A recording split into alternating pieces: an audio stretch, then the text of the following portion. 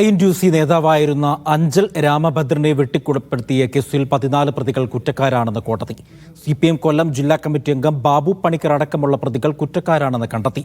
തിരുവനന്തപുരം പ്രത്യേക CBI കോടതിയുടേതാണ് വിധി. രാമഭദ്രനെ കൊലപ്പെടുത്തി 14 വർഷത്തിന് ശേഷമാണ് കേസിൽ വിധി വരുന്നത്. INTUC കൊല്ലം ഏരൂർ മണ്ഡലം വൈസ് പ്രസിഡന്റായിരുന്ന രാമഭദ്രനെ 2010 ഏപ്രിൽ 10-നാണ് വീട്ടിനുള്ളിൽ കയറി CPM പ്രവർത്തകർ വെട്ടിക്കൊലപ്പെടുത്തിയത്.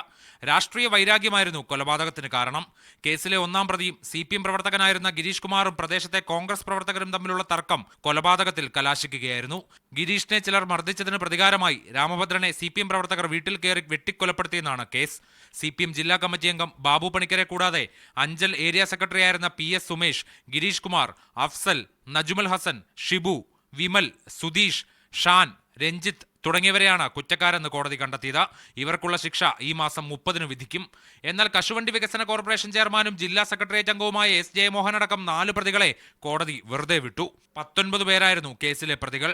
ഇതിൽ 2 പേർ മാപ്പുസാക്ഷികളായപ്പോൾ ഒരാൾ മരിച്ചു. മീഡിയ 1 തിരുവനന്തപുരം.